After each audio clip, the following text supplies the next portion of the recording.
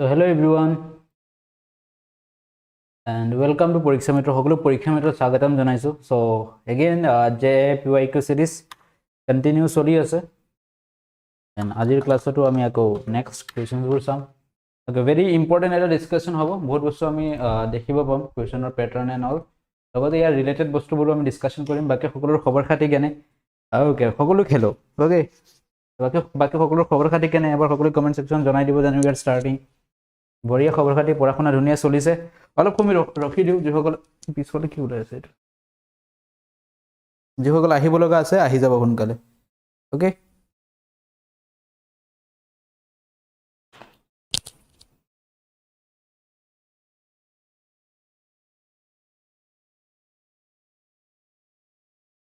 Ready সকলো আজি জিকে হয়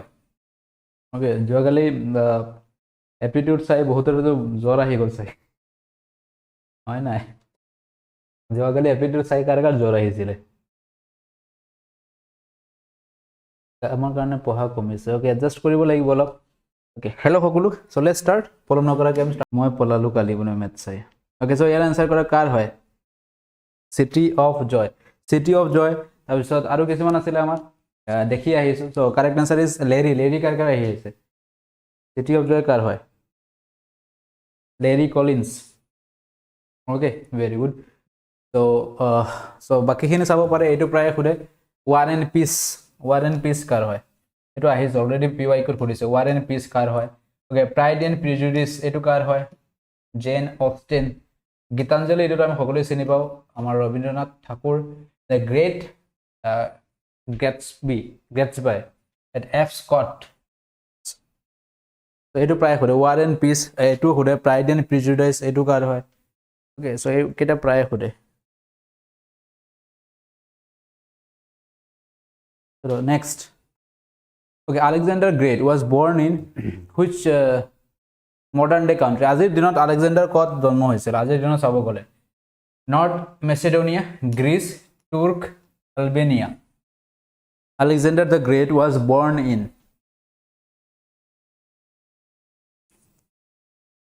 আজিৰ দিনত চাব গলে আলেকজান্ডাৰ দা গ্ৰেট কত জন্ম হৈছিল মেসিডোনিয়া আচ্ছা আলেকজান্ডাৰ আৰু আমাৰ কিং পুৰুষৰ মাজত এটা যুদ্ধ হৈছিল আমাৰ ভাৰতৰ ৰাইট সেইজন ৰজা সেই যুদ্ধটো কি বুলি জনা যায় আলেকজান্ডাৰ দা গ্ৰেট বাফাৰিং হৈ আছে কি কোৱা কিহৰ যুদ্ধ বুলি কোৱা আলেকজান্ডাৰ আৰু ৰজা পুৰুষৰ মাজত বেটল অফ হাইডেস্পাছ ৰাইট হাইডেস্পাছৰ যুদ্ধ প্ৰায় খুদে বেটল অফ হাইডেস্পাছ কাৰ মাজত হৈছিল এটা কোৱেশ্চনত আৰু এটা কোৱেশ্চন কৈ দিও হাইডেস্পাছৰ বেটল অফ হাইডেস্পাছ এইজন আছিল আলেকজান্ডাৰ আৰু আমাৰ আলেকজান্ডাৰ এণ্ড কিং পুৰছ বা পৰুছ বুলি কিং পৰুছ তেওঁলোকৰ মাজত হৈছিল এটো কোনখন নদীৰ পাৰত হৈছিল সেইটো খুদে নদীখনৰ নাম কি আছিল बताओ जरा একবাৰ নদীখনৰ নাম কি আছিল 326 BC হৈছিল ভেৰি গুড 326 BC হৈছিল যুদ্ধটো নদীখনৰ নাম কি আছিল যোনখন নদীৰ পাৰত হৈছিল বেটল অফ হাইডেস্পাছ ঝিলাম নদীৰ এই কোৱেশ্চনটো বহুবাৰ কৰিছে যে বেটল অফ হাইডেস্পাছ কোনখন নদীৰ পাৰত হৈছে তো মনত ৰাখিব ইয়াৰ এইটো কোৱেশ্চন অহাৰ চান্স আছে এইটো টপিকত ইমানখিনিৰ পৰা এটা কোৱেশ্চন আহি যাব পাৰে ক্লিয়াৰ চলো নেক্সট এইকেইটা অলৰেডি কৰাই ৰাখিছো Alexander the Great defeated Porus in the battle of Hydaspes এইকেইটা অলপ আগতে আমি ডিসকাস কৰিছো তো যিমানখিনি ডিসকাস কৰিছো সেইখিনি আছে তাতে লিখা আছে আকৌ চাই লব পাৰিব নোটছত পাই যাব okay which of the following is the only paramilitary force with a dual control structure okay dual control structure কোনটো হয় Indo-Tibetan Border Police, Central Industrial Security Force, Border Security Force, and Assam Rifles. Dual control structure. Kuntur hoy Assam Rifles. Yes, option D is the correct answer. Okay, aru atatke puroni kuntu hoy paramilitary force or bhitor atatke puroni kuntu hoy hetu hude. Okay, the Assam Rifles is the only paramilitary force in India with a dual control structure where administrative controls is with the Ministry of Home Affairs and the operational controls with the Indian Army under the Ministry of Defense. So দুটা ministry ইয়াত আমাৰ জড়িত হৈ আছে এটা আছিল আমাৰ Ministry of Home Affairs গৃহ বিভাগ আৰু এটা হৈছে আমাৰ মিনিষ্ট্ৰি অফ ডিফেন্স দুটা বিভাগ ইয়াত জড়িত হৈ আছে আসাম অনলি একমাত্ৰ এটোৱে হয় আমাৰ Assam ৰাইফেলছত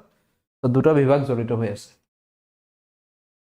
okay so oldest one is Assam Rifles yes so আটাইকেইটা আমাৰ যিমানকেইটা পেৰামিলিটাৰী ফৰ্চেছ আছে Assam ৰাইফেলছ BSF CISF CRPF ITBP NSG SSB okay আৰু এটা কোৱেশ্চন প্ৰায় খুদে কোনটোত আটাইতকৈ নাম্বাৰ অফ সোলজাৰ্ছ বেছি বা which one is the largest in numbers of soldiers এটা আনসাৰ কি হ'ব এই কেইটাৰ ভিতৰত আটাইতকৈ অধিক সৈন্য কোনটোত আছে বাফাৰিং হোৱা নাই ইয়াতে সব ঠিকই আছে আনসংগে এবাৰ ক্লোজ কৰি স্টাৰ্ট কৰি দিয়া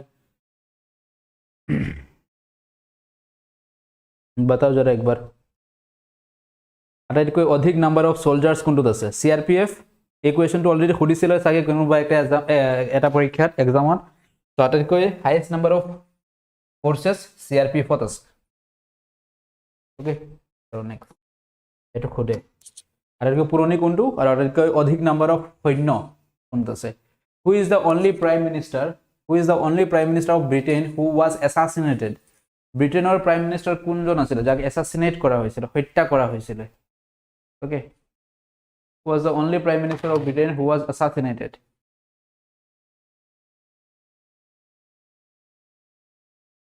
এটো কোন হয় বিগ বস 18 বিগ বস সিজন 18 ৰ কমেন্ট চোৱা संगीता कौन है ये क्लास चल रहा है या कुछ और चल रहा है क्या क्या कमेंट किया था फिर से देखे जा रहा है थोड़ा मजा लिया जाए क्या बताओ ओके एक थोड़ा मजा लिया जाए कौन है ये व्यक्ति कौन है संगीता कौन है ओ संगीता मैं जानो तुम्हें क्लास 2 চাই আছা प्लीज ब्लॉग 2 খুলি দিয়া प्लीज सॉरी संगीता कौन है संगीता আছে না ইয়াতে थोड़ा मजा लिया जाए संगीता कौन है संगीता माफ कर दिया बेचाराक ओके संगीता मैं आगो এটা নহয় 4-5টা মেসেজ কৰিছে संगीता কোন হয় बताओ जरा কোন আছে संगीता কোন যদি চিনি পোৱা संगीताক টেগ কৰা আৰু संगीताক মাতিছে বলে ক্লাছত সরি কৈ আছে okay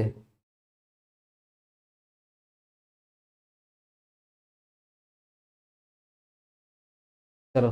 back to the question okay who was the only prime minister of Britain who was assassinated যাক হত্যা কৰা হৈছিল তো কোন আছিল সেই ব্যক্তিজন okay so Spencer was that person যাক হত্যা কৰা হৈছিল okay আমাৰ কোনজন আছিল ৰাইট আমাৰ PM ৰ ভিতৰত assassinated হোৱা কোন আছিল মনত আছে নাই আমাৰ PM ৰ ভিতৰত assassinate হোৱা prime minister ৰ ভিতৰত okay राजीव गांधी okay सोनिया गांधी बोले सोनिया गांधी जिद्दा আছে ও সোনিয়া গান্ধী দেখিলে কি হ'ব রাহুল গান্ধী দেখিলে কেছ কৰিব দে আজি সব লেজেন্ড আহিছে ক্লাছত राजीव गांधी আৰু Indira Gandhi okay Indira Gandhi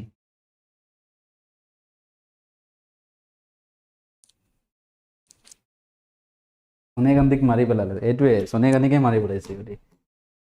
back to the question next which is the only Ramsar site in Assam অসমৰ একমাত্ৰ ৰামসাৰ সাইট কোনখন হয় only Ramsar site in Assam Sandubi Lake Dipor Bill Maguri Motapong Bill Kopili River সোনকালে সকলে লাইক কৰি দিয়া 80 জনে চাই আছে মাত্ৰ 20 জনে লাইক কৰিছে পাহৰি যায় পিছত বহুতে so option B comment ahi ase only Ramsar site in India is Dipor sorry not India in Assam Dipor Bill amar অসমৰ একমাত্ৰ হৈছে Dipor Bill okay কেতিয়া ইয়াক Ramsar site বুলি ঘোষণা কৰা হৈছিল কোৱেশ্চনটো প্ৰায় আহে Dipor Billক Ramsar স্থান বুলি কেতিয়া ঘোষণা কৰা হৈছিল 2002 চনত ডিক্লেয়াৰ কৰা হৈছে okay 2002 চনত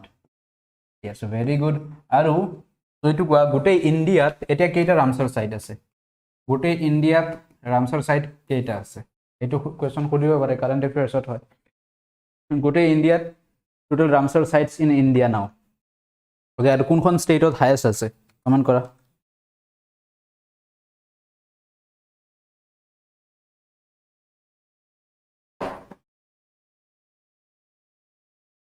Okay, 85 আগতে 85 আছিল very good now 91 yes now 91 যে সকলে কমেন্ট কৰি আছে very good as of highest হৈছে আমাৰ টোটাল ইন্ডিয়াত আমাৰ 91 খন ৰামসৰ সাইট আছে আৰু হাইয়েস্ট কত আছে highest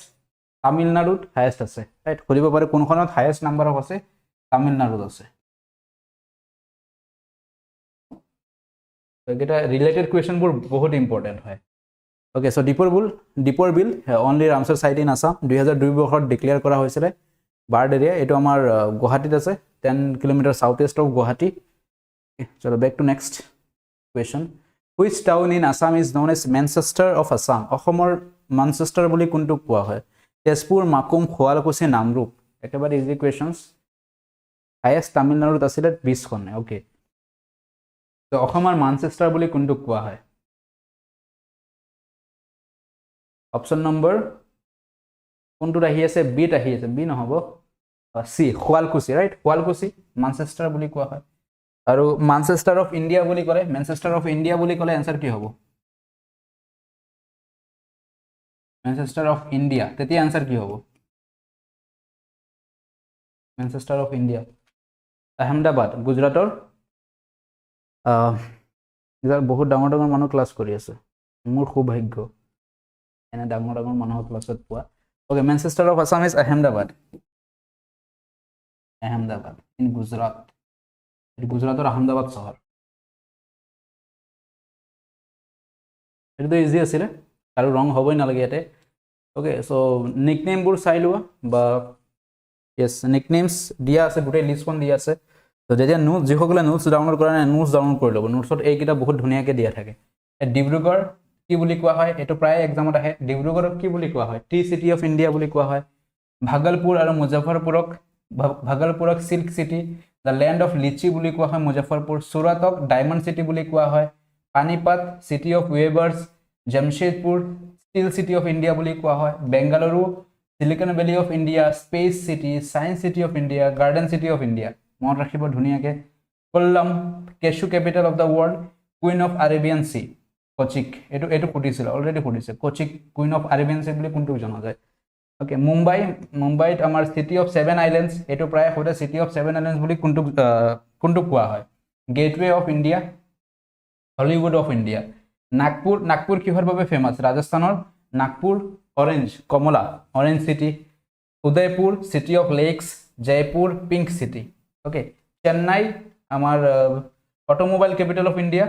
gateway of South India মনত ৰাখিব Coimbatore Manchester of South India বুলি কোৱা হয় Manchester of South India Hyderabad city of pearls মুকুটাৰ চহৰ লখনৌ সিটি অফ নবাবৰ চহৰ Mussoorie queen of the mountains Kolkata city of joy তো গোটেইখিনি ধুনীয়া বহুত ইম্পৰ্টেন্ট বহুত বেছি ইম্পৰ্টেন্ট লিখি ৰাখিব ধুনীয়াকৈ কোনটো কি বুলি কোৱা হয় nickname of the city very mass important okay notes কত পাম এপত পাই যাব পৰীক্ষা মিত্ৰ আসাম যেটো আমাৰ এপ আছে হেতু ইনষ্টল কৰিলে YT সেকশন PDF বুলি এটা আছে তাৰ পৰা ডাউনলোড কৰি ল'ব পাৰিব ওকে সো এইখিনি ধুনীয়াকৈ নোটস বনাই যাব এক্সামৰ আগতে এবাৰ চাই যাব সকলোৱে এটা আহাৰ চান্স থাকে okay who was the first vice chancellor of Guwahati ইউনিভাৰ্সিটিৰ প্ৰথম ভাইস চ্যান্সেলৰ কোন আছিল ইজি কোৱেশ্চন কৃষ্ণকান্ত খণ্ডিকৈ ৰাধা গোবিন্দ বৰুৱা হেমচন্দ্ৰ গোস্বামী ৰজনীকান্ত বৰদলৈ গুৱাহাটী ইউনিভাৰ্সিটিৰ প্ৰথম ভাইস চ্যান্সেলৰ কোন আছিল অপশন ইয়াত কাৰো ৰং হ'ব নালাগে জোস কিমান ইমান স্লো কিয় কমেন্ট আহি আছে কোৱেশ্চন দেখি ঝটপট আনসাৰ কৰিব লাগে ৰাইট কিয় জোসবোৰ ইমান স্লো হৈ আছে এতিয়াতো এক্সাম আহি পোৱাই নাই এতিয়াৰ পৰা এই অৱস্থা হলে এক্সামৰ সন্মুখত কাকো বিচাৰিয়ে নাপাম যেন লাগিছে কে yes Krishnakanta Handique option A is the correct answer Guwahati ইউনিভাৰ্সিটিৰ এস্টাব্লিশমেন্ট কেতিয়া হৈছিল কোনকালে কমেন্ট সেকশনত লাগে মোক গুৱাহাটী ইউনিভাৰ্সিটিৰ এস্টাব্লিশমেন্ট बताओ জলদি बताओ কন্টিনিউয়াস কমেন্ট আহিব লাগে গুৱাহাটী ইউনিভাৰ্সিটিৰ establishment 1948 not 1950 48 is the correct answer 1948 okay লগতে এটো কি হৈছিল এটো বছৰতে গুৱাহাটী হাই কোৰ্ট গুৱাহাটী ইউনিভাৰ্সিটি আৰু ৰেডিও ষ্টেচন এই তিনিটা বনোৱা হৈছিল next Guwahati University was established in 1948 and Krishnakanta Khondikoi was the appointed at first vice chancellor okay so he 48 to 57 loke 9 বছৰ ভাইচ চেঞ্চেলৰ আছিল who is credited with the coining the term psychology শব্দটো কোনে দিছিলে ৰডল্ফ গ্লোচিনিয়াছ এডলাছ হক্সলে okay Sigmund ফেৰাড ৰেনি ডেস্ক্ৰেটস খতৰনাক নাম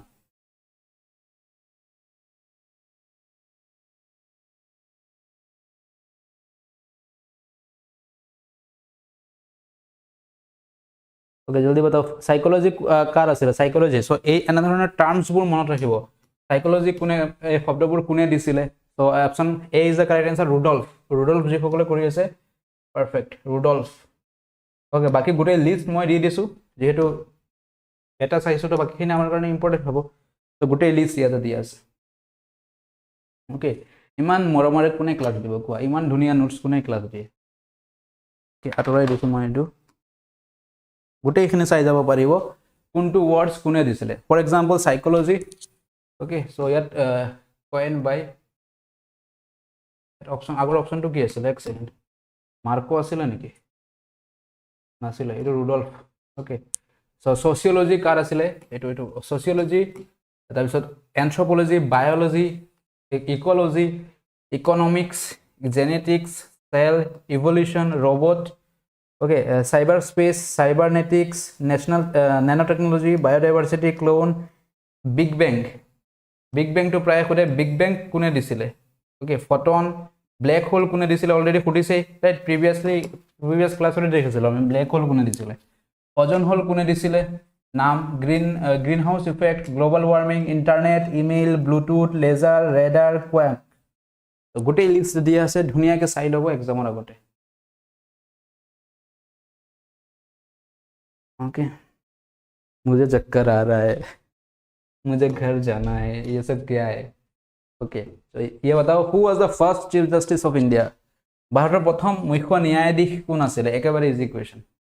ইয়াৰ পৰা তো সকলো answer লাগিব প্ৰথম ন্যায়াধীশ কোন আছিল ফাৰ্স্ট স্ক্ৰিনশ্বট লব তো এটো স্কিপ হৈ গল স্ক্ৰিনশ্বট এটো হেৰিত পাই যাব নোটছতে পাই যাব ওকে পিডিএফতে পাই যাব তাৰ পৰা ধুনিয়াকে চাই লব পাৰিব এপত পাই যাব তো কোন আছিল S J Kania so Hiralal Jekisundas Kania option C is the correct answer okay so আৰু আজিৰ দিনত সিজিআই কোন হয় আজিৰ দিনত বহু বাৰ কৰাইছো কোৱেশ্চনটো ইম্পৰ্টেন্টটো হয় কাৰেন্ট এফেয়াৰ্সত কেদিন মান আগতে চেঞ্জ হৈছে তো আজিৰ দিনত আমাৰ ভাৰতবৰ্ষৰ মুখ্য ন্যায়াধীশ কোন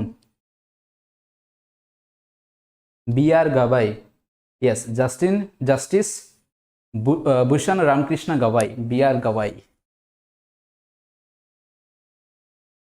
next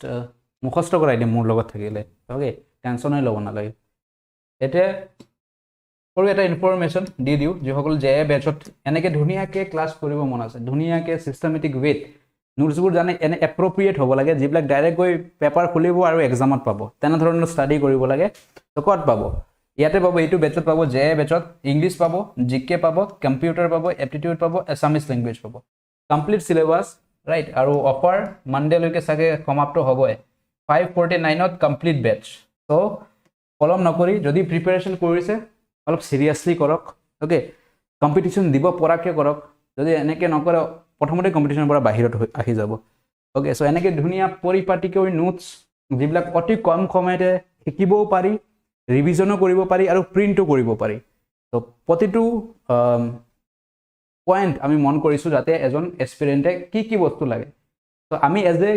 নোটছ বনোৱা বা এজ এ এডুকেটৰ হিচাপে ভাবা নাই যে এইটো কোৰ্স কেনেকৈ হ'ব লাগে আমাৰ হিচাপত চাব গলে তো আমি বহুত লেভেল আপ লৈকে কৰি দিম বা বহুত টাফকে কৰিব পাৰি কিন্তু আমি কেনেকৈ ভাবিছো এই কোৰ্সটো এজন এসপিৰেন্ট হৈ বনাবলৈ চেষ্টা কৰিছো এজন এসপিৰেন্ট হলে নোটছটো কেনে হ'ব বা এজন এসপিৰেন্ট হলে বস্তুটো কেনেকৈ বুজি পাম তো সেই ভাষাত মই এক্সপ্লেইন কৰিবলৈ চেষ্টা কৰিছো প্ৰতিটো টপিক যি সকলে লৈছে তেওঁলোকৰ পৰা ফিডবেক চাব পাৰে আজি মই এটা কোৱেশ্চন খুদিছিলো ৰাইট ক্লাছতে খুদিছিলো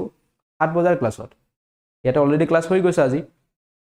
তেওঁলোকক খুদিছিলো যে এই কোৰ্সটো পাৰচেজ কৰাৰ পিছত কি ফিডবেক কি স্যাটিসফাইড নে মানে পইচা অথলে গৈছে ওপেন সকলোৰ বাবে ওপেন কমেন্ট আছিল এটা কমেন্টও অহা নাই যে কৈছে যে মোৰ পইচা ওয়েস্ট হৈছে ওকে এটা কমেন্টও অহা নাই zero comment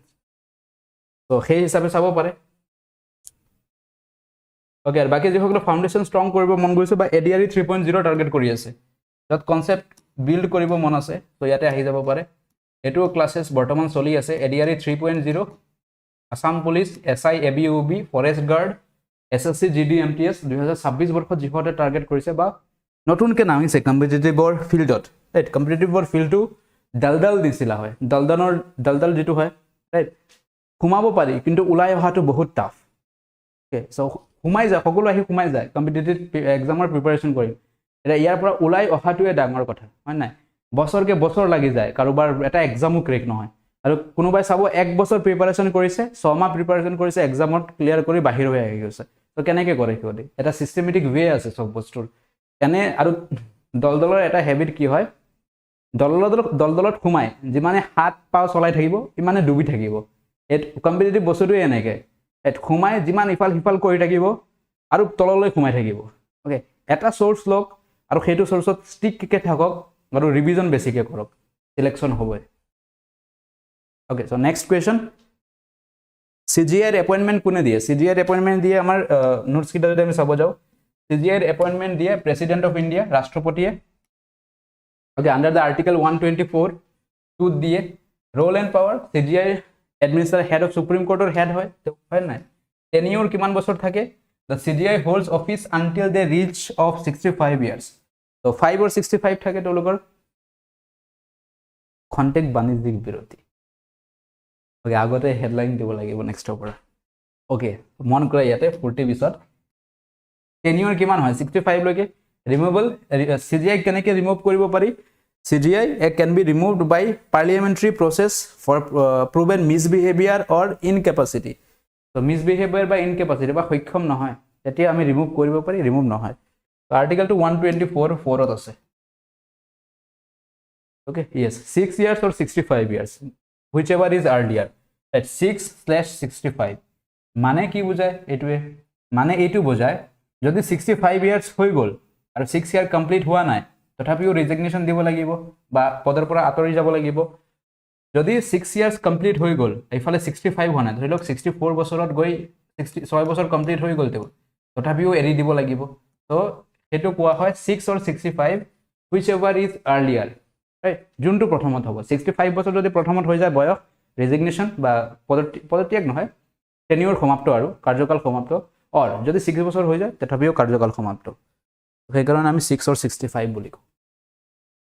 which Indian state was the first to pass right to health bill তো কোনটো ষ্টেটে right to health bill pass কৰিছিল Kerala Rajasthan Sikkim Himachal Pradesh which Indian state was the first to pass the right to health bill right to health bill কাৰ আছিল কেৰালা নে ৰাজস্থান ৰাজস্থানৰ আছিল current এফেয়াৰ্সৰ question কৰুয়া question হয় block option B is the correct answer ৰাজস্থানৰ আছিল right to health okay okay ইয়াক লিখছে মিটাক্স কত গল Mitakshara an authoritative treatise of Hindu law was written by okay mitaksar right mitaksar কাৰ আছিল এটো বহুত পুৰণি কিতাপৰ নাম খুদিছে সো পুৰণি কিতাপ মই বাৰে বাৰে কও এক্সামত যোৱাৰ আগতে পুৰণি কিতাপৰ গোটেই লিষ্ট চাই যাব পুৰণি কিতাপ ডাইৰেক্টলি খুদে কাৰ আছিল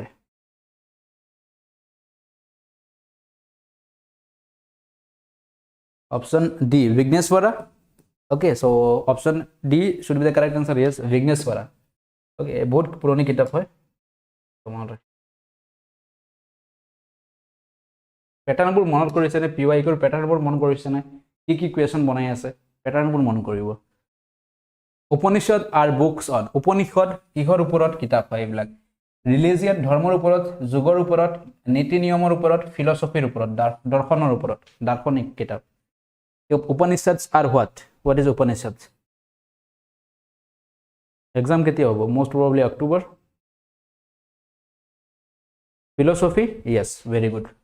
Upanishads are the books on philosophy option D is the correct answer so গুটে চাই যাব বেদৰ ওপৰত কোৱেশ্চন খুদে ওকে ঋগবেদ সামবেদ যজুৰ্বেদ অথৰ্ববেদ ওকে আৰু আমাৰ প্ৰায় ইম্পৰ্টেন্ট আটাইতকৈ ইম্পৰ্টেন্ট কোনটো উপনিষদৰ ভিতৰত মুণ্ডক উপনিষদ কাৰণ কিয় কাৰণ মুণ্ডক উপনিষদে আমাৰ যেটো হেৰি আছে সত্যমেৱ জয়তে সেইটো আমি কৰ পৰা লৈছো মুণ্ডক উপনিষদৰ পৰা লোৱা হৈছে ডাইৰেক্টলি কোৱেশ্চন খুদে মুণ্ডক উপনিষদ সত্যমেৱ জয়তে কৰ পৰা লোৱা হৈছে বা কত আছে Who was the first Portuguese viceroy in India? প্ৰথম পৰ্তুগীজ ভাইসৰয় কোন আছিল Diaz, Vasco da Gama, Francisco de Almeida, none of the above. Who was the first Portuguese viceroy in India? Okay, ভাৰতবৰ্ষৰ আটাইতকৈ প্ৰথমত কোন আহিছিল right যদি লিখে who was the first to arrive in India option যদি দিয়ে ব্রিটিশ 2 নম্বৰত দিয়ে ফ্ৰেঞ্চ right 3 নম্বৰত দিয়ে মুঘল right 4 নম্বৰত দিয়ে পৰ্তুগীজ आंसर কি হ'ব first to arrive in India প্ৰথম কোন আহিছিল তো প্ৰথম ইয়াতে आंसरটো কৰিলো আমি ফ্ৰান্সিসকো D এলমেডিয়া was the first viceroy in India তো প্ৰথম কোন আহিছিল ইয়াৰ ভিতৰত পৰ্তুগীজ yes right তো অপচন 4 হ'ব কাৰেক্ট আনসাৰ যদি খুদে প্ৰথম কোন আহিছিল কেতিয়া আহিছিল পৰ্তুগীজ সকল 1449 right থ্ৰু কেনেকে আহিছিল সি ৰুট সমুদ্ৰ বন্দৰে সমুদ্ৰ পথেৰে আহিছে কোৱেশ্চনটো প্ৰায় খুদে ভাৰতলৈ সমুদ্ৰ পথ সি ৰুট কোনে ডিসকভাৰ কৰিছিল ভাস্কো ডি গামাই ডিসকভাৰ কৰিছিল ওকে যেতে পৰ্তুগীজ সকল আহিছিল তেওঁলোকে আহি কত নামিছিল কেলিকাটত নামিছিল কেলিকাট নামৰ ঠাইখনিত নামিছে কেলিকাট আজিৰ দিনত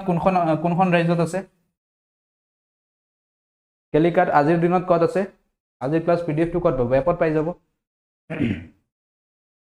1449 আৰে 1449 কেন লিখিলে 1498 ওকে সো ইয়াত কোৱা এটো 1449 আহি আছে কত নামিছিল আজিৰ দিনত কত হ'ব 1449 ইয়েস শংকৰদেৱৰ বাৰ্থডে লিখি দিছো মই এটো কেলিকাট আজিৰ দিনত কেৰালাত আছে কেৰালা ষ্টেট ওকে কেলিকাটৰ আজিৰ দিনত নতুন নাম কি হয় এটো কোৱেশ্চন কৰিছিল হেলথ ডিপাৰ্টমেন্টত কোজিকোডে ৰাইট কোজিকোডে এইটো খুদে কোজিকোডেৰ পুৰণি নাম কি বা এনেকেও খুদে কেলিকাটৰ নতুন নাম কি যিকোনো এটা খুদিব পাৰে ওকে চলো next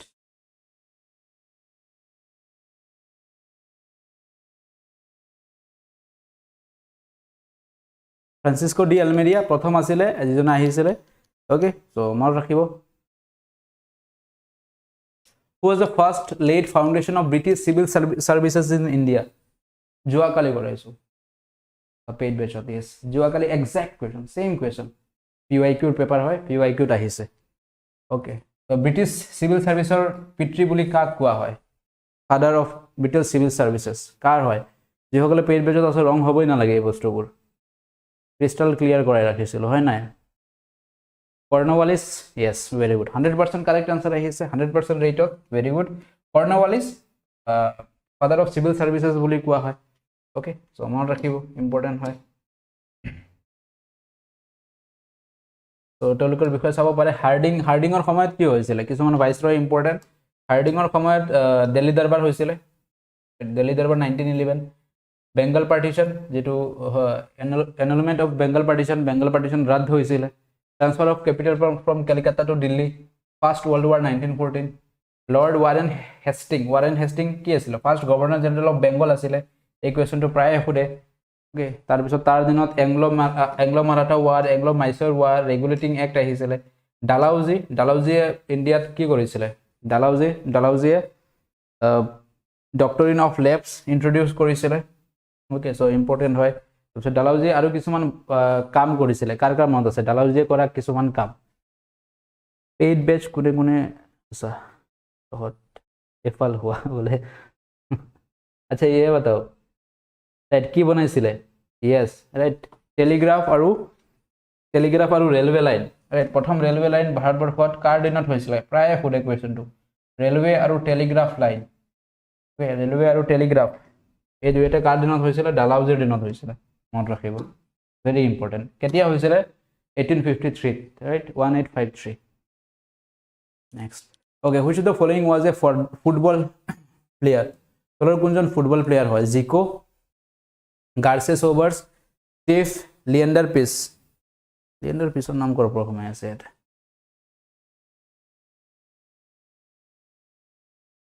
which of the following is an football player পেড বেচ কেনেকৈ ল'ম জনাই আছোঁ মই লাষ্টত কৈ দিম সিম্পল হয় পেড বেচ লোৱা সিম্পল ষ্টেপ পৰীক্ষা মিত্ৰ আছাম এপটো ইনষ্টল কৰিব এই ভিডিঅ'টোৰ ডেছক্ৰিপশ্যনত লিংক পাই যাব বা প্লে ষ্টৰত গৈ চাৰ্চ কৰিব চেনেলৰ নাম আৰু আছাম লগাই দিলে হ'ল পৰীক্ষা মিত্ৰ আছাম আহি যাব তাৰ পৰা ইনষ্টল কৰি ল'ব 2 নম্বৰ ষ্টেপ ৰেজিষ্টাৰ কৰি ল'ব নিজৰ ফোন নম্বৰ দি নিজৰ নামবোৰ লিখি লৈ 3 নম্বৰ ষ্টেপ হ'ল প্ৰিমিয়াম কোৰ্ছ বুলি দেখা পাব প্ৰথম অপশ্যনটো প্ৰিমিয়াম কোৰ্ছত ক্লিক কৰিব ফাৰ্ষ্ট কোৰ্ছে দেখা পাব JAA ক্ৰেছ কোৰ্ছ তাৰ তলতে বাই অপশ্যন লিখা আছে বাই নাও ক্লিক কৰি লৈ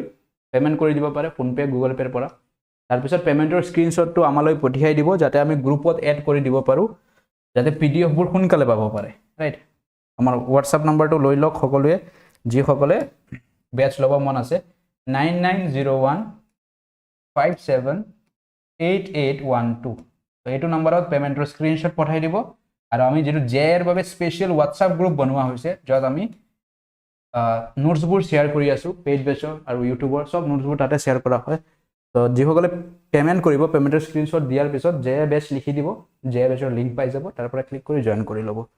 simple steps very simple steps okay so what is the correct answer Zico is the correct answer Zico was a football player okay so he was a কোনখন দেশৰ হয় খুদিব পাৰে ব্ৰাজিলিয়ান ফুটবল প্লেয়াৰ ব্ৰাজিলৰ আছিল simple হয় next Leander Paes is a tennis player, right? Eto praye khore. Leander Paes ki asil tennis player. Okay. Okay. Who among the following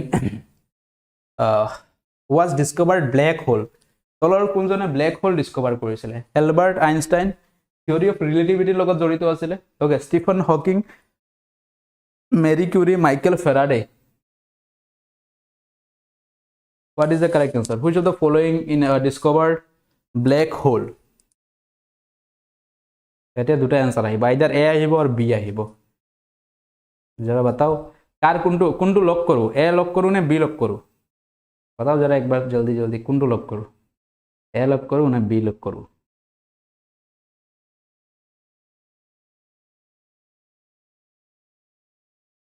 A B A lock करो okay I will of time who discovered black hole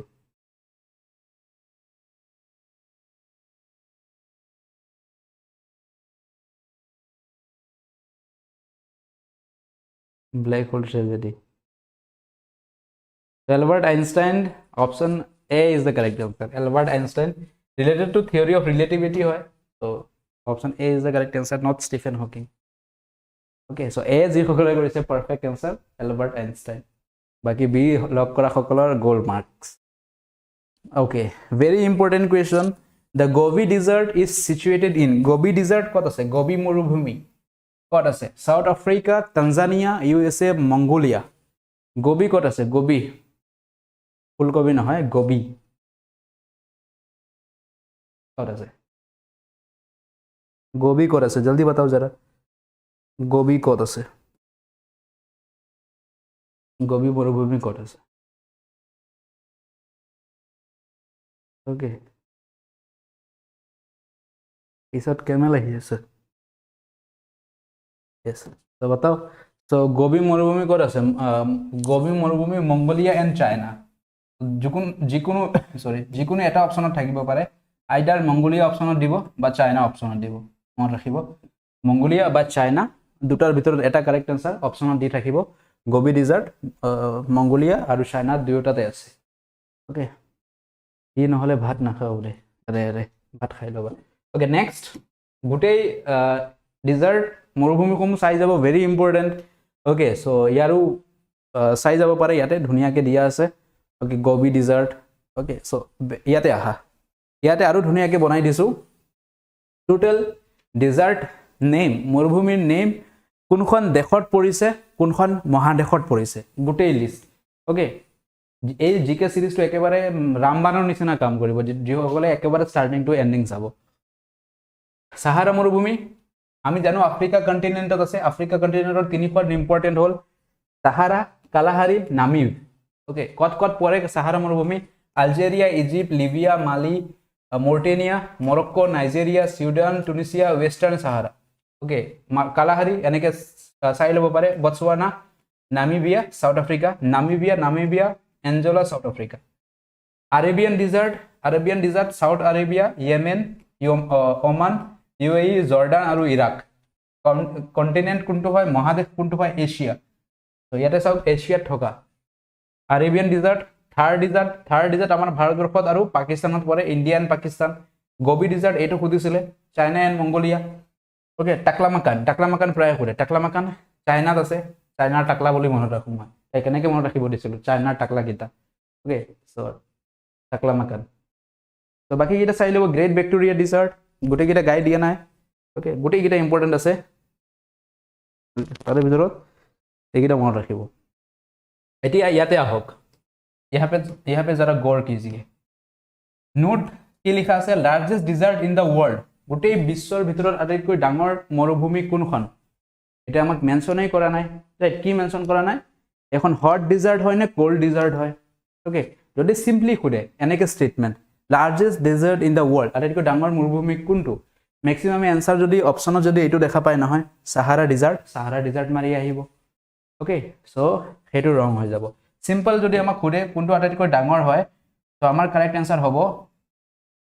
Antarctic desert. এইটো cold desert হয়, কিন্তু এই ষ্টেটমেণ্টটো mention নাই ন, cold নে hot. আটাইতকৈ ডাঙৰ হিচাপত চাব গ'লে এণ্টাৰ্কটিক আটাইতকৈ ডাঙৰ হয়, এইটো ঠাণ্ডা মৰুভূমি হয়, কোল্ড ডিজাৰ্ট হয়। দ্য লাৰ্জেষ্ট হট ডিজাৰ্ট, তেতিয়াই আমাৰ কাৰেক্ট এনচাৰ হ'ব হট ডিজাৰ্ট সাহাৰা। তেতিয়া আমাৰ এনচাৰ হ'ব উষ্ণ মৰুভূমি, তেতিয়া হ'ব Sahara. Smallest, okay, Carcross desert, smallest আটাইতকৈ সৰু। চ' গোটেইখিনি মন ৰাখিব, ভেৰি ইম্পৰ্টেণ্ট। ওকে, আৰু এটা কুৱেশ্যন মই আপোনালোকৰ কাৰণে ৰাখিম। কুৱেশ্যনটো হ'ল, আমাৰ ভাৰতবৰ্ষৰ আটাইতকৈ ডাঙৰ মৰুভূমি কোনটো? ভাৰতবৰ্ষত থকা মৰুভূমি কোনটো?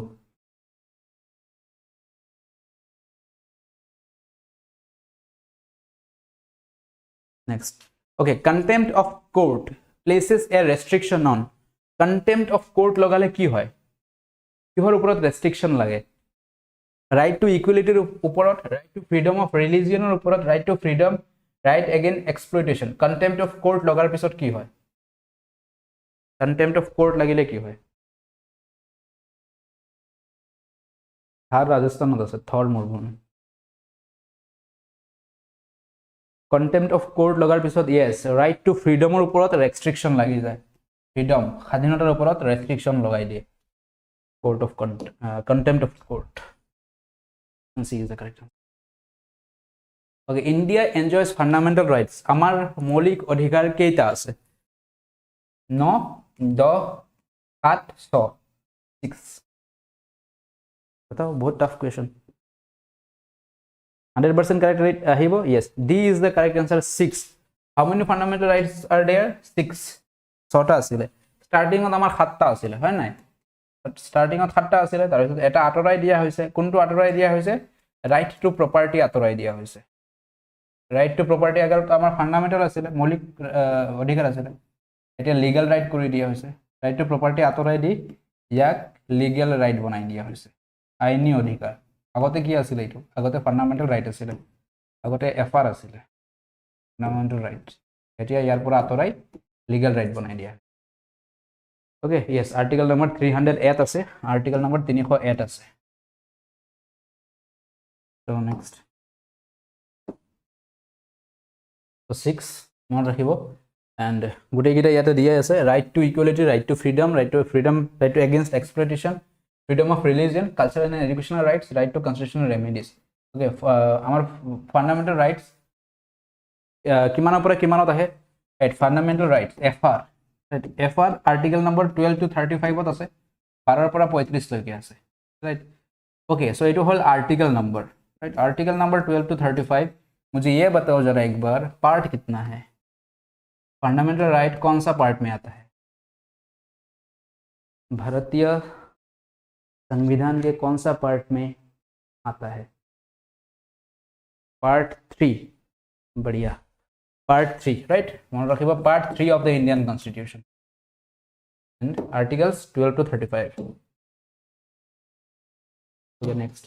Okay, which article of the Constitution of India has provision for protection of monuments and places? Okay, আমাৰ ঐতিহাসিক বিল্ডিং প্লেসেস বা ঠাইসমূহ আমি সুৰক্ষা প্ৰদান কৰিব লাগে এটো কোনটো আৰ্টিকেলত লিখা আছে 47 51 59 50 and 49 কোনটো আৰ্টিকেলত মেনশন আছে যে we should protect our monuments and historical places and objects right answer কি হ'ব article 49 of the Indian Constitution yes article 49 of mention আছে okay so fundamental duties option D 49 fundamental duties amar kiman upor okay yata to ahi gol question to which article of the Constitution India provides fundamental duties of the citizen of India fundamental duties maulik kartobyo kiman number article ot ase maulik kartobyo kiman number article ot ase 51A of Indian Constitution yes right so option B is the correct answer 51A of Indian Constitution amar fundamental right fundamental duties ase okay fundamental duties part ki hobo part fundamental duties part kuntu eta to article hoy na article hoy part batao part 4 ne part 4 है जरा सोचो एक बार कौन सा है part 4 या 4A yes part 4A 4 नहीं part 4 यानी कि नहीं लिखे part 2 4 रोमानत लिखा है 4A আৰু part 4 ত কি আছিল আমাৰ part 4 ত only 4 লিখিলে DPSP আছে directive principle of state policies DPSP 4A fundamental duties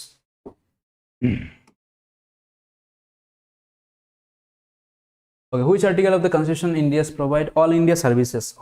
services কোনটো article ত আছে all India services 216 54 312 315 কোনটো আৰ্টিকেলত অল ইন্ডিয়া সার্ভিসের বিষয়ে মেনশন আছে 315 নো 315 ত আমার কি আছে union public service commission UPSC public service commission union public 312 আছে আমার অল ইন্ডিয়া সার্ভিসেস তো option C is the correct answer 315 UPSC আছে okay so মনত ৰাখিব all India services 312 okay so গোটেই লিষ্টখন চাই লব পাৰে যদি চাব মন আছে নেক্সট PDF ত পাই যাব এইটা notes which article of the Constitution of India provides for impeachment of president ৰাষ্ট্ৰপতিক ইমপিচ কৰা মহাভিযোগ উৎখাপন কৰা কোনটো আৰ্টিকেলত মেনশন আছে মহাভিযোগৰ বিষয়ে 61 59 66 এটো প্ৰায় পৰে impeachment of president sir new appointments or loi eta video division subjective porile new appointments or loi okay new appointments okay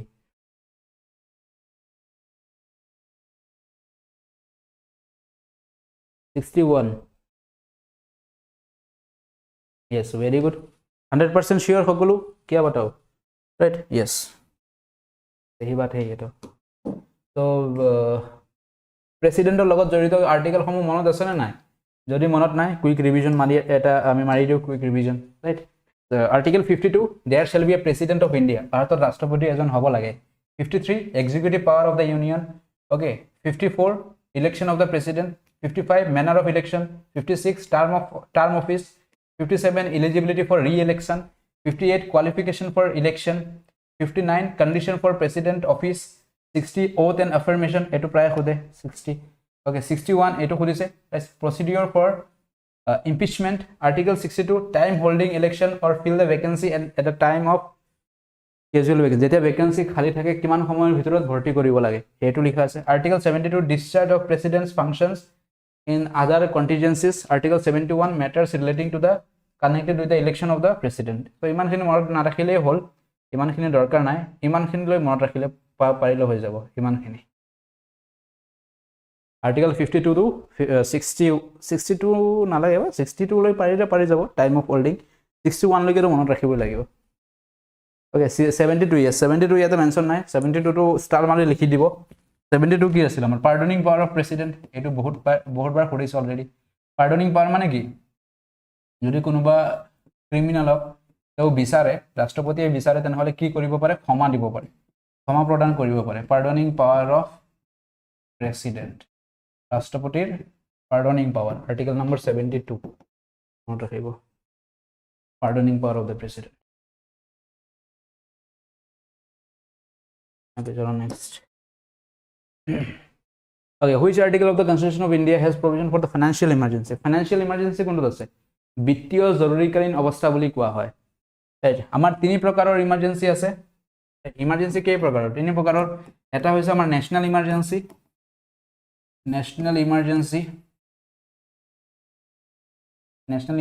দুই নম্বৰ হৈছে আমাৰ ষ্টেট ইমাৰ্জেন্সি বুলি কোৱা হয় ইয়াক বা আন এটা নামেৰেও জানো আমি ইয়াক কি হয় প্ৰেসিডেন্টছ ৰুল ৰাষ্ট্ৰপতিৰ শাসন প্ৰেসিডেন্টছ ৰুল বুলিও কোৱা হয় ইয়াক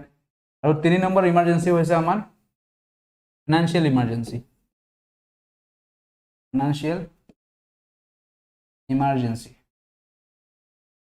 okay so national emergency article number kiman national emergency article number 352 etu kiman number article ahe ek number to etu article number ahe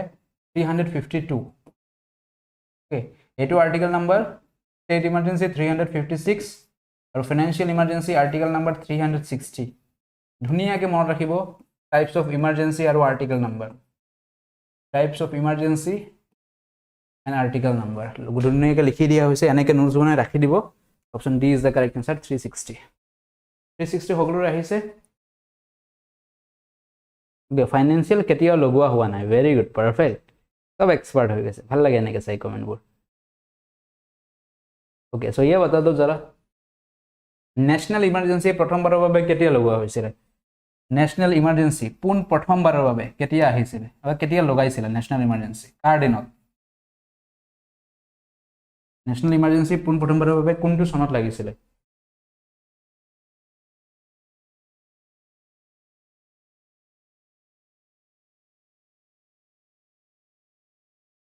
জলদি बताओ China war yes Indo China war 1962 Indo China war সমান ৰাখিব 1962 Indo China ওয়াৰৰ সময়ত এইটো প্ৰায় খুৰে so সেইটো মন ৰাখিব তো সেই সময়ৰ প্ৰাইম মিনিষ্টাৰ কোন আছিল এই भी बता दो एक बार ये भी जान लेते हैं है ना प्राइम मिनिस्टर কোন আছিল ওকে এইটো হোমৱৰ্ক কোৱেশ্চন ৰাখি দিও এটা কোৱেশ্চন মই হোমৱৰ্ক ৰাখো ওকে এটা কোৱেশ্চনে হোমৱৰ্ক ৰাখক সৰি বাকিখিনি তো মই কৈয়ে দিও তো এইটো হোমৱৰ্ক থাকিব Okay, যিসকলে নাজানে okay it was the last question then আজিৰ ক্লাস ইয়াতে সমাপ্ত কিমান সোনকালে টাইম গুছি গল হয় নাই তো এইটো হয় যিসকলে এপ বিচাৰি আছিল কত পিডিএফ পাবো এইটো আমাৰ এপ হয় পৰীক্ষা মিত্ৰ আসাম এপটো ইনষ্টল কৰি লব ওপেন কৰি লৈ তাতে মাজতে দেখা পাবো YT ক্লাস পিডিএফ বুলি সো তাৰ পৰা পিডিএফ সমূহ লৈ লব পাৰিব আগৰ ক্লাসৰ পিডিএফ বোৰ আপডেট কৰি দিয়া হৈছে তো তাৰ পৰা ডাইৰেক্টলি ডাউনলোড কৰিব পাৰে আৰু যদি কোৰ্সত এনৰোল কৰিব মন আছে এনেকে যদি প্ৰিপাৰেচন আগবঢ়াব মন আছে এনে নহয় যে এটা পঢ়া আমি এটা স্টাডি কৰা এটা সিস্টেমেটিক ওয়ে আছে আমি যেতে বস্তুবোৰ কোৰিলেট কৰিবলৈ আৰম্ভ কৰিম নহয় এটা বস্তুৰ লগত আৰুটা এটা অপচন এটা কোৱেশ্চন চাই চাৰিটা অপচনৰ বিষয়ে মনত পৰি গল তেতিয়া বুজি পাব যে আমাৰ প্ৰিপাৰেচন পাৰফেক্ট হৈছে এটা কোৱেশ্চন চাই চাৰিটা অপচন দিছে মই ইয়াক চাৰিটা অপচনৰ বিষয়ে ক'ব পাৰিম কোৱেশ্চনটো বাদ দিয়া সেইটো লেভেলত যেতিয়া গুছি যাব সেইটোই হৈছে প্ৰিপাৰেচন কম্পিটিটিভ এক্সামত ৰাইট যেনেকৈ আমি ক্লাছত কৰো এটা কোৱেশ্চন চাই চাৰিটা অপচনকে আমি এক্সপ্লেইন কৰি দিও হয় না তেনেকৈ লেভেলৰ প্ৰিপাৰেচন চলাব লাগিব তেতিয়াহে সাকসেস বা আমি অতি সোনকালে চাকৰি পাম আদাৰৱাইজ মুখস্থ বিদ্যাত এতিয়া নহব ওকে আৰু মই কেতিয়াও কাৰোবাক নকও যে মুখস্থ কৰা সদায় মই বস্তুবোৰ কনসেপ্টত শিকাবলৈ চেষ্টা কৰো লাগিলে এইটো ম্যাথছ হোক জিকে হোক ইংলিশ হোক ৰিজনিং হোক ওকে কম্পিউটাৰ হোক জি হোক সকলো কেতিয়াও মই নকৰো যে ফৰ্মুলা মুখস্থ কৰি দিয়া rules মুখস্থ কৰি দিয়া নহয় সদায় মই বস্তুবোৰ বিচাৰো কনসেপ্টত শিকিবলৈ যাতে বাৰ্ডেন নপৰে বস্তুবোৰ ধুনিয়াকে শিকিব পাৰো আমি ওকে চলো so that's all for today বাকি যদি JAA কোৰ্সত এনৰোল কৰিব লগা আছে এনৰোল কৰিব পাৰে এন্ড যদি কিবা ডাউট আছে ফোন নাম্বাৰটো তো দিয়াই আছিল চাগে কত ফোন নাম্বাৰ ওকে লিখি দিছো মই ফোন নম্বৰত কন্টাক্ট কৰি চাই লব পাৰে 9901578812 এটুত কল কৰি লব বা মেসেজ কৰি লব প্ৰাইস ভেৰি এফোৰ্ডেবল একেবাৰে পকেট ফ্ৰেন্ডলি 549 ত এনে নহয় যে কেৱল এটাহে পাব গোটেই সিলেবাস কভাৰেজ ইংলিছৰ আৰু জিকেৰ ক্লাছ বৰ্তমান চলি আছে মেথছৰ এপ্টিটিউডৰ ক্লাছ মই অলৰেডি দি দিছোঁ ৰেকৰ্ডৰ হিচাপত এতিয়া বাকী আছে কম্পিউটাৰ আৰু আছামিজ চ' এইকেইটা অতি সোনকালে ষ্টাৰ্ট হ'ব জিকেৰ মোটামুটি আমাৰ হিষ্ট্ৰী পাৰ্টটো সমাপ্ত তাৰমানে হিষ্ট্ৰীৰ পৰা যদি এটাও কুৱেশ্যন আহে সেইটো মিছ নহয় ইমান লেভেলৰ প্ৰেক্টিছ কৰাই দিছোঁ তাতে অ'কে হিষ্ট্ৰী পাৰ্ট ডান আজি ষ্টাৰ্ট হৈছে পলিটি পাৰ্ট ফাৰ্ষ্ট এতিয়া পলিটিৰ আজি প্ৰথম ক্লাছ হৈছে আৰু ক্লাছৰ টাইমিংটো কৈ আছোঁ যিসকলে নতুনকৈ কোৰ্চত জইন কৰিছে মানডে টু ফ্ৰাইডে সোমবাৰৰ পৰা শুক্ৰবাৰলৈকে অ'কে প্ৰথম ক্লাছটো কেতিয়া হয় আবেলি 4:30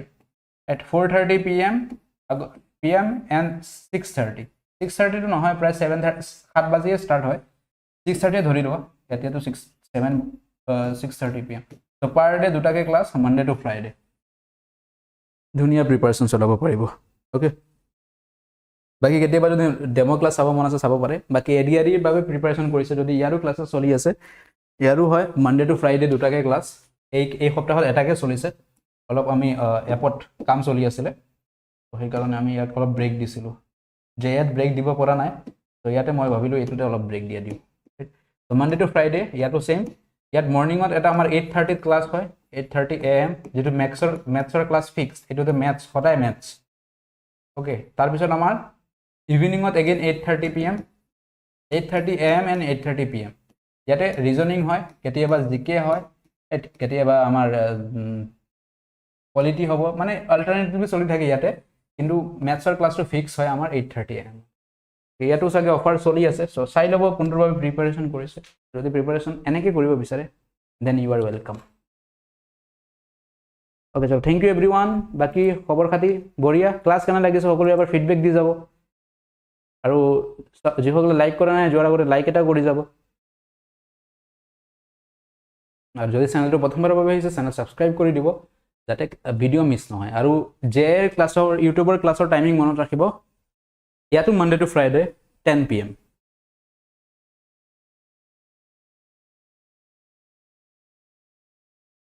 বাকী সংগীতাই আনলক কৰিলে নে নাই